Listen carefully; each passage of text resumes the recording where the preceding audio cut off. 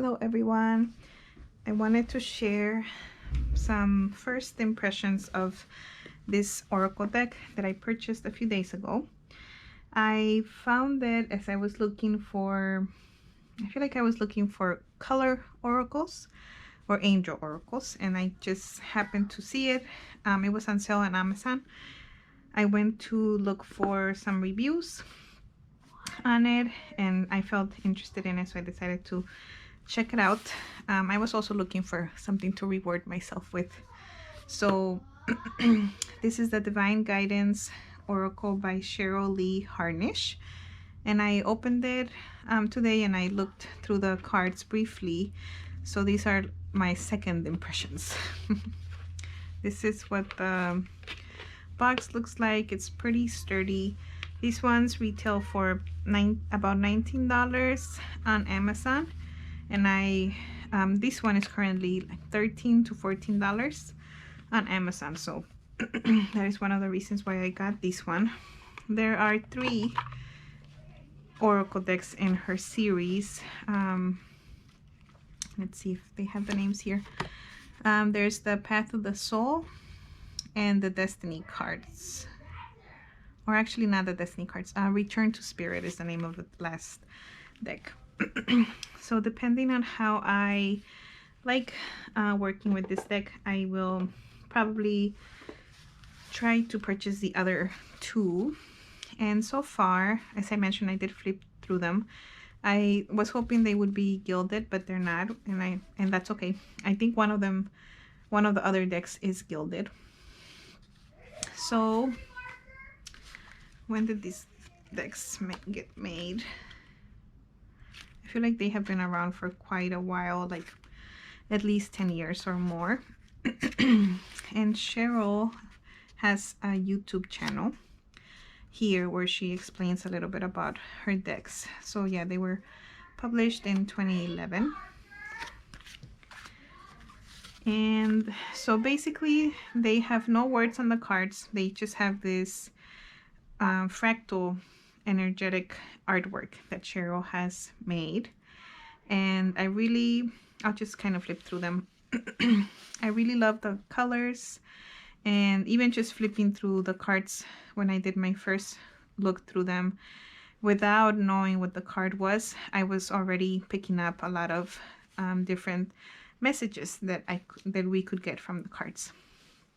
So it has this kind of like computer created artwork, and she does mention that fractals, here maybe I can read what fractals are.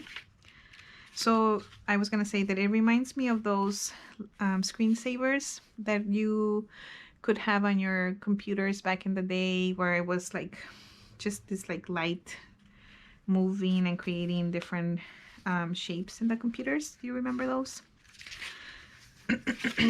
So she says here, what are fractals?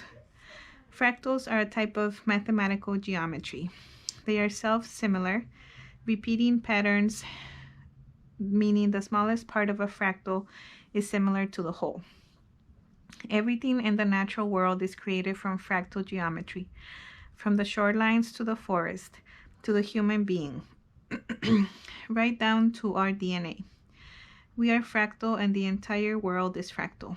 It is for this reason that scientists call fractals the thumbprint of God. Fractal geometry is complicated and must be calculated through the use of a computer. Fractal images are created using fractal formulas. The images that Cheryl Lee Harnish intuitively created for this deck can have anywhere from 50 to 500 formulas applied to each one. And each image can take anywhere up to 3 weeks to complete.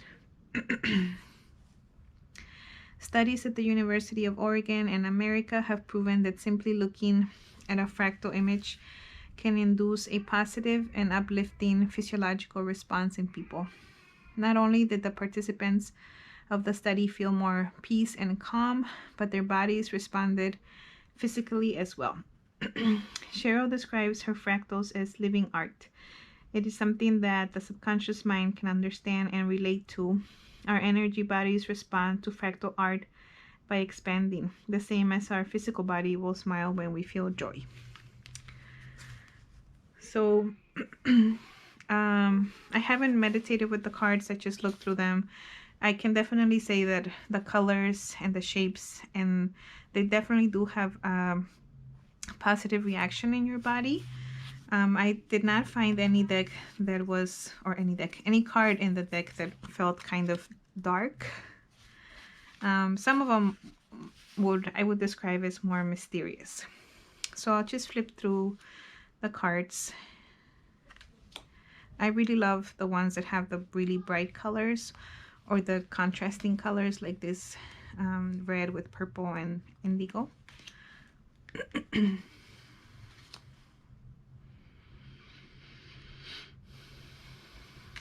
This one was one of my favorite cards when I saw the deck.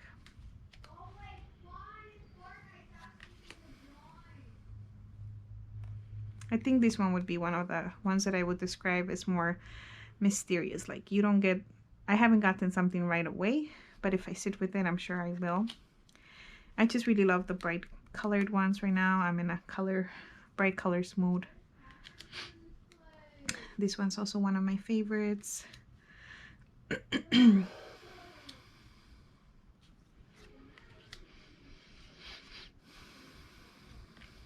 This one felt to me like a dragon.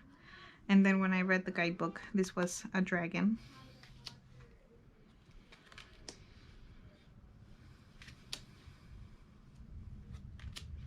So I remember seeing a tarot deck a long time ago by an indie deck that somebody I followed was making, and I don't remember their name, but it had this kind of image, like computer generated imagery. I didn't purchase the deck, but I just remember that tarot deck being made right when I started learning to read cards. This one's also one of my favorite. I felt this one felt pretty powerful as well. I kind of see like an owl, but I see an angel. Yeah, there's a lot going on here.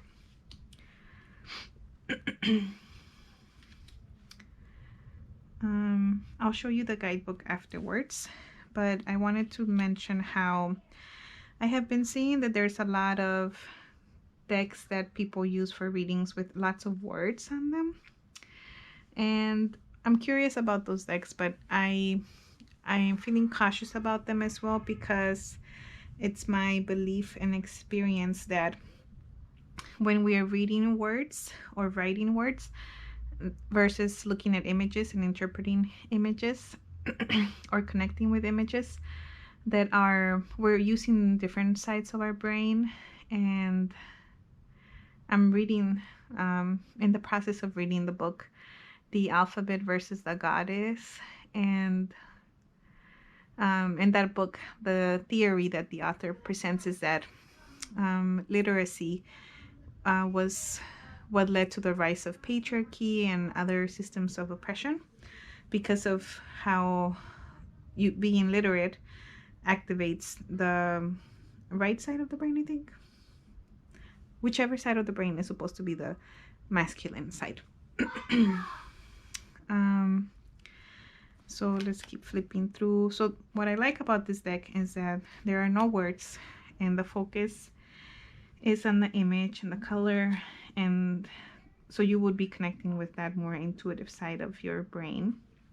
There are numbers though, so those can also be used for getting messages. I don't remember seeing this one the first time I flipped through. This one felt to me like a face, like I was looking at a face. I really like this one too. Oh, can you see them? Well, sorry.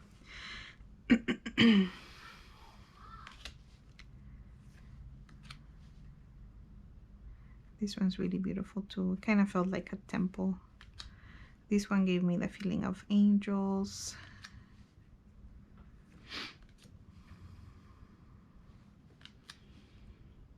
We're getting close to the end.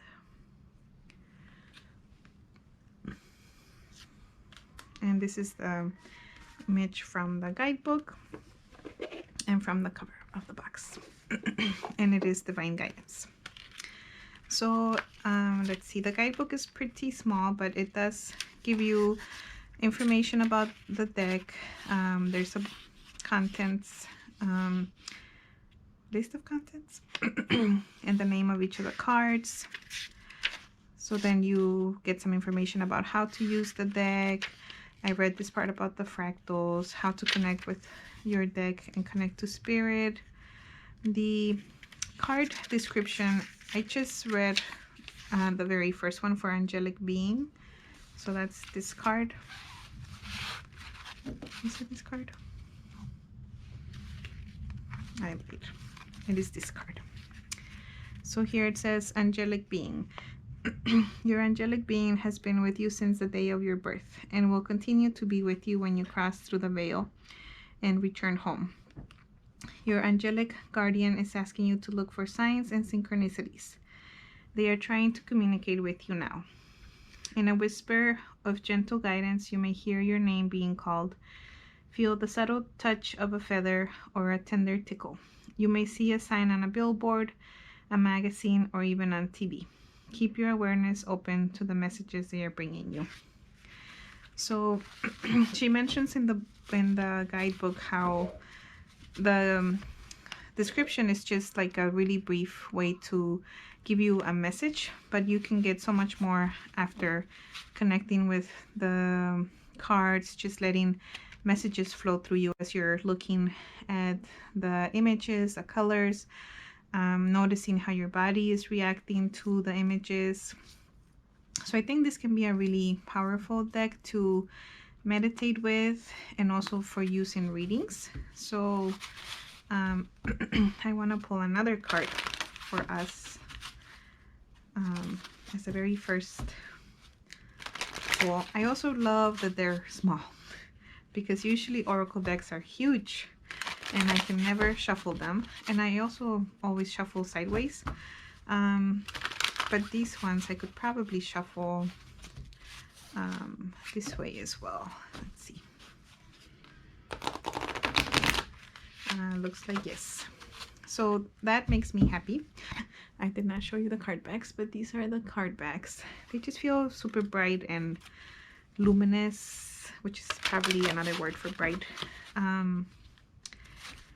They feel very positive too and uplifting. So let's see what message wants to come out for us.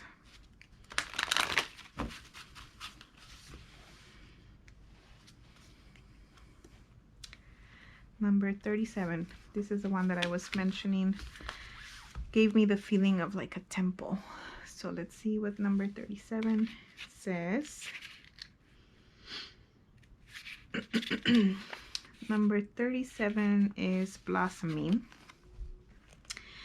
Even simply questioning your life or trying to figure out where and how to move forward moves your energy and aids in opening you to higher awareness and divine purpose.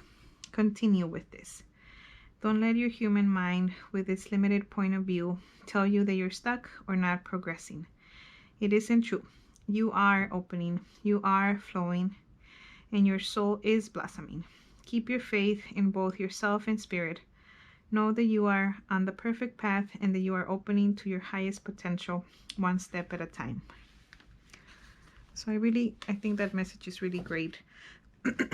And I like the part about not settling and not feeling stuck, but just knowing that you're still moving on the right path, and that just the act of thinking and questioning whether you are moving in the right path is helping you move in that path. So I want to see how they look together.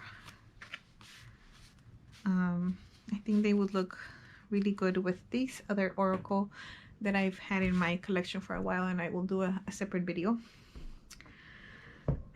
So as I mentioned, on a color kick. I don't know if I would call it a kick. I'm just interested in color right now, and decks that are colorful call my attention. So I love that card. And this one. So yeah, I hope you enjoyed this second impressions and quick review of the Divine Guidance Oracle by Cheryl Lee Harnish. I will report back once I've used them a little more, and I'll also let you know if I will end up purchasing the other 2 decks that she has available. Thank you so much for tuning in.